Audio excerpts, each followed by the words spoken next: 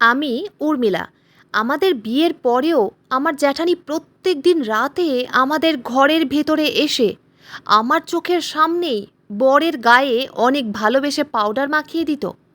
আমাদের বিয়ের পরে প্রত্যেক দিন রাত হতেই আমি যখনই বরের কাছে যেতাম তার আদর ও ভালোবাসা পাওয়ার জন্য, তখনই আমার জ্যাঠানি কোনো না কোনো বাহানায় আমাদের মাঝখানে এসে ঢুকে পড়তো। এবং কী কারণে আমার জ্যাঠানি আমার সঙ্গে এই রকম শয়তানি করত, সেটা তো আমি অনেক পরে বুঝতে পেরেছিলাম। আসলে আমার বর ভীষণ সহজ সরল ও অনেক দয়ালু প্রকৃতির মানুষ ছিল। আমার বর তার দাদা ও বৌদিকে ভীষণ ভালোবাসতো এবং তার দাদা ও বৌদিকে চোখ বন্ধ করে বিশ্বাস করত। কিন্তু সেদিন আমার বর ও জ্যাঠানির মাঝের সেই অবিশ্বাস্য নোংরা দৃশ্য দেখে তো আমার গায়ের লোম যেন খাড়া হয়ে যায়। আসলে সেদিন আমার বর বিছানায় শুয়েছিল ও জ্যাঠানি আমার বরের পাশেই বসেছিল। তারপর আমার বরের লুঙ্গি খুলে যা করলো তাতে আমার চোখ দুটো যেন কপালে উঠে যাওয়ার মতো অবস্থা হয়ে গেল। রাগে আমার চোখ মুখ লাল হয়ে গেল। কারণ কিভাবে পেরেছিল তারা দেওর ও বৌদির এত সুন্দর একটা সম্পর্ককে নষ্ট করতে, এবং আমার জ্যাঠানি কেন আমার ও বরের সম্পর্কটাকে নষ্ট করতে চেয়েছিল, এর কারণটা শুনে আপনাদেরও গায়ের লোম খাড়া হয়ে যাবে। আসলে আমার বরেরা দুই ভাই। আমার শ্বশুর শাশুড়ি তো ভীষণ অমায়িক ছিল। তাদের নম্র ও ভদ্র ব্যবহারের জন্যই তো আমার মা ওই পরিবারে উমেশের সঙ্গে আমার বিয়ে পাকা করেছিল। উমেশ ওই বাড়ির ছোট ছেলে। আমার ভাসুরের নাম দীপেশ। আমাদের বিয়ের 5 বছর আগেই আমার ভাসুরের বিয়ে হয়। আমার বর সফটওয়্যার ইঞ্জিনিয়ার ছিল। সে অনেক টাকা মাইনে পেত এবং আমার ভাসুরের একটা ছোটোখাটো কাপড়ের দোকান ছিল, যেখান থেকে আমার ভাসুর খুব বেশি টাকা উপার্জন করতে পারতো না। এমনকি আমার ভাসুরের উপার্জন করা সেই সামান্য টাকা দিয়ে তাদের খুব টানাটানি পড়ে যেত। এই কারণে আমাদের বিয়ের আগে থেকেই আমার বর পুরো সংসারের খরচ ও তাদের সবার খরচ মেটাতো, যেটা আমি বিয়ের পরে বুঝতে পেরেছিলাম যে আমার জ্যাঠানি তো ভীষণ চালাক ও লোভী প্রকৃতির মহিলা ছিল। জ্যাঠানি তার বরের সেই কম টাকা উপার্জন করার দুর্বলতার সুযোগ নিয়ে আমার বরের সঙ্গে মিষ্টি মিষ্টি ব্যবহার করে আমার বরের পকেট ফাঁকা করে দিত। এমনকি আমাদের বিয়ের 2-3 দিন পরে আমি যখন দুপুরবেলা আমার বরের সঙ্গে সময় কাটাচ্ছিলাম, ওই সময় আমি আমার বরের পিঠে অনেক ভালোবেসে পাউডার মাখিয়ে দিচ্ছিলাম। ঠিক সেই সময় জ্যাঠানি আমাদের রুমের দরজায় কোনো রকম সাড়া শব্দ না দিয়েই হঠাৎ করে আমাদের ঘরের ভিতরে ঢুকে যখন দেখে যে আমি আমার বরের পিঠে পাউডার মাখিয়ে দিচ্ছি, তখন জ্যাঠানি হঠাৎ করেই আমার হাত থেকে পাউডারের কৌটোটা নিয়ে আমার বরকে পাউডার মাখাতে শুরু করে দেয়। ওই সময় আমি তো ভীষণ আশ্চর্য হয়েছিলাম জ্যাঠানির এই রকম ব্যবহার দেখে। এমনকি আমার বরও তার বৌদিকে কিছুই বলেনি। তাই আমিও চুপচাপ বিছানায় বসে আমার জ্যাঠানির কীর্তি দেখছিলাম। এমনকি সে আমার বরের পিঠে পাউডার মাখিয়ে দেওয়ার সময় হঠাৎ করেই কাঁদতে শুরু করে দেয়। হঠাৎ করে আমার বরের সামনে জ্যাঠানির ন্যাকা কান্না দেখে তো আমি প্রথমে ভয় পেয়ে গেছিলাম। প্রথমে তো আমি তার চালাকি বুঝতেই পারিনি, কিন্তু পরে আমি জ্যাঠানির সব চালাকি বুঝতে পেরেছিলাম। জ্যাঠানির কান্না দেখে আমার বর তার বৌদির কাঁধে হাত দিয়ে জিজ্ঞেস করলো, আরে বৌদি, কি হলো? তুমি এইভাবে কাঁদছো কেন? কি হয়েছে? তুমি আমাকে সব বলো। আমার বরের জিজ্ঞেস করা মাত্রই জ্যাঠানি আরও বেশি ন্যাকা কান্না কেঁদে বরকে বলল, সে যেই শেয়ার মার্কেটের ব্যবসা করছে সেখানে নাকি আরও কিছু মেম্বার নিয়োগ করার জন্য 20,000 টাকা তাকে জমা দিতে হবে।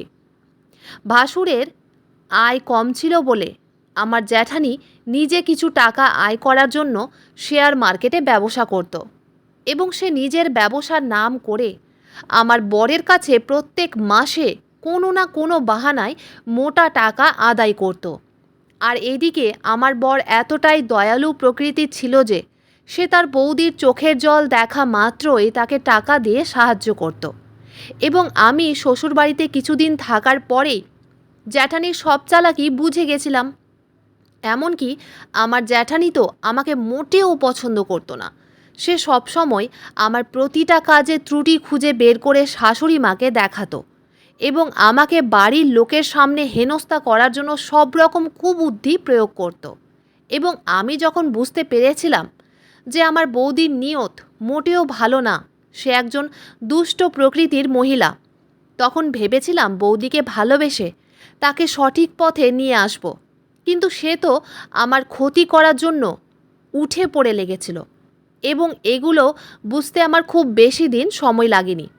আমি যেহেতু ছোটবেলা থেকে ভীষণ চালাক চতুর স্বভাবের ছিলাম, তাই আমি যে কোনো মানুষের চালাকি ধরে নিতে পারতাম এবং কেউ আমার ক্ষতি করতে চাইলে সেটা আমি খুব তাড়াতাড়ি বুঝে নিতাম। তাই অনেক চেষ্টার পরেও জ্যাঠানি যখন আমার সঙ্গে খারাপ ব্যবহার করা বন্ধ করেনি, তখন আমিও তাকে সঠিক পথে নিয়ে আসার জন্য মনে মনে প্রতিজ্ঞা করেছিলাম। কারণ আমার জ্যাঠানি আমাকে শ্বশুরবাড়ি থেকে বের করার জন্য এত নিম্নতম পর্যায়ে নেমেছিল যে তাকে সঠিক পথে নিয়ে আসার জন্য আমাকেই কঠোর হতে হয়েছিল। ওদিকে আমার জ্যাঠানি তো যখনই সুযোগ পেত তখনই আমার বরের কাছে গিয়ে কখনো বরের গায়ে তেল মালিশ করে, কখনো বা পাউডার মাখিয়ে দিত, কখনো বা হাত পা টেপার জন্য জেদ করত। আর এটা তো স্বাভাবিক ব্যাপার যে কোনো স্ত্রীর উপস্থিত থাকা সত্ত্বেও যদি তার বরের বৌদি তার চোখের সামনেই বরের সেবা যত্ন করে, তাহলে নিশ্চয়ই কোনো বউ দেওর ও বৌদির এই ধরনের ব্যবহার বরদাস্ত করবে না। ঠিক সেইভাবে আমার তো প্রথমে বর ও জ্যাঠানির এই সব কিছু দেখে তাদের উপরে সন্দেহ হতো, এটা ভেবে যে নিশ্চয়ই আমার বর ও জ্যাঠানির মাঝে হয়তো কোনো রকম খারাপ সম্পর্ক রয়েছে। এবং এই ব্যাপারে আমি আমার বরের সঙ্গে একদিন কথাও বলেছিলাম যে আমি থাকা সত্ত্বেও তার বৌদি কিভাবে আমার চোখের সামনেই তার গায়ে হাত দিতে পারে। সেদিন বর আমাকে যা বলেছিল সেটা শোনার পরে আমি আর কোনো দিন সেদিনের পর থেকে আমার বরকে সন্দেহর চোখে দেখিনি।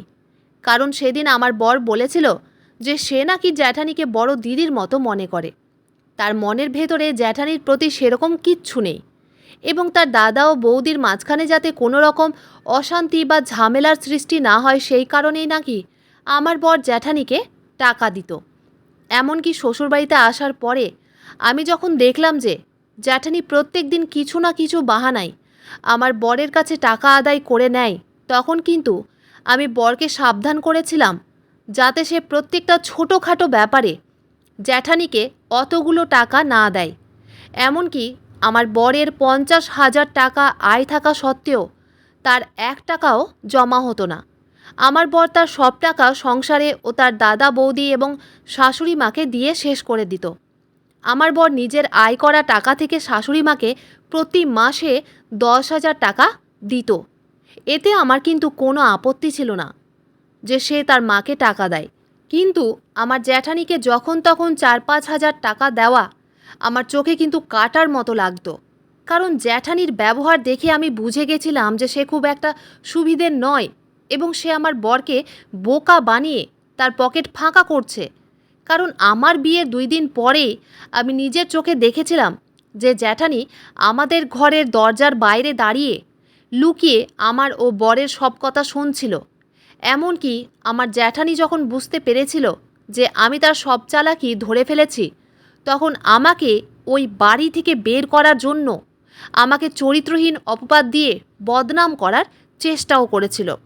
আসলে আমার জ্যাঠানি যখন বুঝতে পেরেছিল যে আমি তার সব চালাকি বুঝতে পেরে বরকে বারণ করেছি যে সে যদি এইভাবে যখন তখন তার বৌদিকে টাকা দেয় তাহলে আমি রাগ করে বাপের বাড়ি চলে যাব। তার কিছুদিন পরে একদিন হঠাৎ করে দুপুরের খাওয়া দাওয়ার পরে আমরা সবাই যখন নিজেদের ঘরে আরাম করছিলাম, ঠিক তখন আমাদের বাড়িতে একটা ছেলে ঢুকে হঠাৎ করে আমার হাত ধরে টানাটানি শুরু করে ও বলে, উর্মিলা, তুমি আমাকে ছেড়ে অন্য ছেলেকে কিভাবে বিয়ে করতে পারলে? তুমি তো আমাকে ভালোবাসতে। ওই ছেলেটির কথা শুনে তো আমার মাথা পুরো ঘুরে ওঠে, আমার পায়ের তলা থেকে যেন মাটি সরে যায়। কারণ আমি তো ওই ছেলেটাকে এর আগে কখনো দেখিনি, না বিয়ের আগে আমার কোনো ছেলের সঙ্গে ভালোবাসার সম্পর্ক ছিল। তাহলে এই ছেলেটাই বা কে ছিল এবং তার সাহস কী করে হয়েছিল আমাদের ঘরের ভিতরে ঢুকে আমার হাত চেপে ধরার। ওই সময় আমার বাড়ির লোক ওই ছেলেটাকে আমার হাত ধরে টানতে দেখে জিজ্ঞেস করে যে ছেলেটা আমার কে হয়। আমি তখন সত্যি কথাই বলেছিলাম যে আমি ছেলেটাকে চিনি না। তখন আমার জ্যাঠানি অনেক রেগে কটমট করে আমার দিকে তাকিয়ে বলেছিল, তুমি যদি এই ছেলেটাকে না চেনো তাহলে ছেলেটা কিভাবে আমাদের সবার সামনে তোমার হাত ধরে টানাটানি করার সাহস পেল? তুমি নিশ্চয়ই এই ছেলেটাকে এখানে ডেকেছ। এমনকি সে তো বলছে যে সে নাকি তোমার প্রেমিক। সে তো বলছে যে বিয়ের আগে তোমার তার সঙ্গে সম্পর্ক ছিল। ওই সময় আমি ভয় পেয়ে কান্নাকাটি করে শ্বশুর ও শাশুড়ির সামনে হাত জোড় করে বলেছিলাম, বাবা মা, আমি সত্যি কথা বলছি, আমি এই ছেলেটাকে চিনি না। আমি এই ছেলেটাকে এর আগে কোনো দিন দেখিনি। আমি জানি না এই ছেলেটা কে এবং কেন আমার চরিত্রে দাগ লাগাচ্ছে। যদি সেরকম কোনো ব্যাপার থাকতো তাহলে আমি এই বিয়েটা স্বইচ্ছায় করতাম না। তারপর আমার শ্বশুরমশাই ওই ছেলেটাকে পুলিশের ভয় দেখিয়ে তাকে ঘাড় ধাক্কা দিয়ে বাড়ি থেকে বের করে দেয়। তারপরে আমার শ্বশুর শাশুড়ির কিছু বলার আগেই তো আমার জ্যাঠানি আমাকে অপমান করতে শুরু করে দেয়। সে যা ইচ্ছে তাই বলে আমাকে হেনস্থা করে। ওই সময় নিজের সততা প্রমাণ করার জন্য আমার শ্বশুর শাশুড়ির হাতে পায়ে ধরে কাকুতি মিনতি করেছিলাম যাতে তারা আমার কথার বিশ্বাস করে। তখন আমার শ্বশুর শাশুড়ি আমাকে একটাই কথা বলেছিল যে আমার ছেলের যেটা সিদ্ধান্ত হবে আমরা কিন্তু সেটাই মেনে নিব। তারপর সেদিন সন্ধেবেলায় আমার বর যখন বাড়ি ফিরে আসে তখন আমার শাশুড়ির কিছু বলার আগেই তো আমার জ্যাঠানি আমার বরকে বলে যে আমার নাকি প্রেমিক আছে এবং আমার নাকি বিয়ের পরেও সেই ছেলেটার সঙ্গে অবৈধ সম্পর্ক রয়েছে, যেটা আমি তাদের সবার থেকে লুকিয়েছি। ওই সময় আমি বরের কাছে গিয়ে তার হাতে পায়ে ধরে অনেক কাকুতি মিনতি করেছিলাম যাতে আমার কথার বিশ্বাস করে এবং আমাকে যাতে একটা সুযোগ দেয়। তারপর আমার বর আমার কথা শুনে আমাকে একটা সুযোগ দিয়েছিল। তখন আমার জ্যাঠানি অনেক রেগে আমার বরকে বলল, তুমি তোমার বউয়ের উপরে ভরসা করে অনেক বড় ভুল করছো। সব কিছু জানার পরেও তুমি এই নোংরা মেয়েকে এই বাড়িতে থাকার সুযোগ দিচ্ছ। একে এক্ষুনি বাড়ি থেকে বের করে দাও, না হলে দেখবে একদিন আমাদের সংসার এই মেয়েটা নষ্ট করে দিবে। কিন্তু সেদিন আমার বর কারো কথায় কান না দিয়ে আমার কথার বিশ্বাস করেছিল। তারপর সেদিন রাত্রিবেলা আমি আমার বরকে নিজের মনের কথাগুলো বলেছিলাম, কারণ কোথাও না কোথাও আমার মনে এটা খটকা লেগেছিল যে এই সব কিছুর পেছনে হয়তো আমার জ্যাঠানির হাত ছিল, কারণ সে তো কোনো দিন আমাকে পছন্দ করতো না। তাই সেদিন রাত্রিবেলা আমি বরকে বলেছিলাম সে যাতে একবার আমার কথার মতো তার বৌদির উপর যাতে নজর রাখে, যে তার বৌদি কাজের অজুহাত দেখিয়ে প্রত্যেক দিন বাড়ির বাইরে কোথায় যায়, ও এতগুলো টাকা কি করে। সেদিন আমার বর আমার কথার উপরে ভরসা ও বিশ্বাস করে তার বৌদির উপরে নজর রাখতে শুরু করেছিল। এমনকি আমার সঙ্গে ওই ঘটনার 2 দিন পরেই সেদিন দুপুরবেলা আমার বর হঠাৎ করে তার বৌদির হাত ধরে টানতে টানতে ঘরের ভিতরে নিয়ে এসে আমাদের সবার সামনে তার গালে একটা থাপ্পড় মেরেছিল। ওই সময় আমার ভাসুর অনেক জোরে চেঁচিয়ে তার ভাইকে বলল, উমেশ, তোর মাথা ঠিক আছে তো? তোর সাহস কী করে হলো তোর বৌদির গায়ে হাত তোলার? ওই সময় আমার বর তার দাদাকে বলল, দাদা, জিজ্ঞেস করো তোমার বউকে, যাকে আমি এত বছর ধরে নিজের দিদির মতো ভালোবেসেছিলাম, সে কিনা আমার ক্ষতি করতে চেয়েছে। আসলে সেদিন আমার বর জ্যাঠানির পেছন করেছিল এবং নিজের চোখে দেখেছিল যেই ছেলেটি বাড়ির ভিতরে এসে আমার হাত ধরে নোংরামি করেছিল, সেই ছেলেটিকে আমার জ্যাঠানি নগদ 5,000 টাকা দিয়ে বলেছিল যে আমাকে নাকি বাড়ি থেকে বের করার জন্য যা করতে হয় সে করবে। তার মানে আমাকে চরিত্রহীন প্রমাণ করে বাড়ি থেকে বের করার জন্য আমার জ্যাঠানি ওই অচেনা ছেলেটাকে টাকা দিয়েছিল এবং জ্যাঠানি আমার বরের টাকা পয়সা হাতানোর জন্যই প্রথম থেকে আমাকে বাড়ি থেকে বের করার চেষ্টা করেছিল।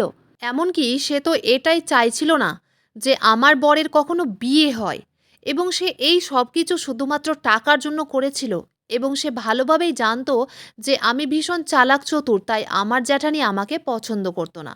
সব কিছু সত্যি কথা জানার পরে আমার ভাসুর জ্যাঠানির গালে কষিয়ে একটা থাপ্পড় মেরে বলেছিল, ছি, টাকার জন্য তুমি এতটা নিচে নামবে আমি কোনোদিন স্বপ্নেও ভাবতেও পারিনি। তোমাকে তো আমার ভাই নিজের দিদির মতো কত ভালোবাসে, তুমি ওর কাছে যখন যত টাকা চাও সে তোমাকে কোনো রকম প্রশ্ন না করে টাকা বের করে দেয়। তা সত্ত্বেও তুমি তার বউয়ের ক্ষতি করতে চাইলে? ছি! লজ্জা হচ্ছে আমার তোমাকে নিজের অর্ধাঙ্গিনী বলতে। টাকার জন্য তুমি কতটা নিচে নেমে গেছো। তারপর সেদিন আমার জ্যাঠানি ভাসুরের কথা শুনে আমার বরের কাছে ও আমার কাছে ক্ষমাও চেয়েছিল। কিন্তু আমার ভাসুর আমাদের বলেছিল, তোমরা যদি সুখে থাকতে চাও তাহলে এই বাড়ি ছেড়ে চলে যাও, নইলে এই মহিলা তোমাদের আবার কোনো বিপদে ফেলবে। কারণ এর মনের ভিতরে লোভ ঢুকেছে এবং একটা লোভী মানুষ কখনোই অন্যের ভালো চাইবে না। সেদিন আমার বড় এটাই সিদ্ধান্ত নিয়েছিল যে সে এই বাড়ি ছেড়ে ভাড়া বাড়িতে থাকবে এবং সেদিনের পর থেকে আমরা ওই বাড়ি ছেড়ে ভাড়া বাড়িতে থাকতে শুরু করেছিলাম। কিন্তু ভাড়া বাড়িতে থাকলেও আমার বর রীতিমতো ওই সংসারের খরচ বাবদ টাকা আমার ভাসুরকে দিত। কারণ আমার ভাসুরের তো অত সামর্থ্যই ছিল না যে সে একটা সংসারের খরচ টানবে। কিন্তু সেদিনের পর থেকে আমার বর আর ১ টাকাও তার বৌদিকে দিত না। কারণ তার বৌদি ব্যবসা করার নামে মিথ্যে কথা বলে আমার বরের কাছে টাকা চেয়ে নিত। এমনকি সেদিন সবকিছু সত্যি কথা প্রকাশ হওয়ার পরে আমার শ্বশুর শাশুড়ি বলেছিল যে তারাও নাকি আমাদের সঙ্গে ভাড়া বাড়িতে চলে যাবে। কিন্তু আমি মা ও বাবাকে বলেছিলাম আপনারা দাদার সঙ্গেই থাকেন, নইলে দাদা কিন্তু ভেঙে পড়বে। তারপর সেদিনের পর থেকে আমি ও বর ভাড়া বাড়িতে থাকতে শুরু করেছিলাম। আসলে আমার জ্যাঠানি ভালো সুযোগের সদ্ব্যবহার করেছিল। সেদিনের পর থেকে আমার বর আর কোনো দিন তার বৌদিকে দ্বিতীয়বার বিশ্বাস ও ভরসা করতে পারেনি। এখন আমি ও বর ভাড়া বাড়িতে অনেক সুখে আছি। মাঝে মধ্যে আমার শ্বশুর শাশুড়ি আমাদের সঙ্গে দেখা করতে আসেন। এই জন্যই বলে, অন্যের কখনো ভালো করতে না পারলেও অন্যের কখনো ক্ষতি করতে নেই, যেটা আমার জ্যাঠানি আমার সঙ্গে করেছিল। এবং খারাপ কাজের পরিণাম সবসময় কিন্তু খারাপ হয়। বন্ধুরা, আজকের গল্পটি এখানেই শেষ করছি। গল্পতে কোনো ভুল ত্রুটি থাকলে ক্ষমা করে দিবেন। গল্পটি ভালো লাগলে অবশ্যই লাইক, শেয়ার, সাবস্ক্রাইব করতে ভুলবেন না। ধন্যবাদ।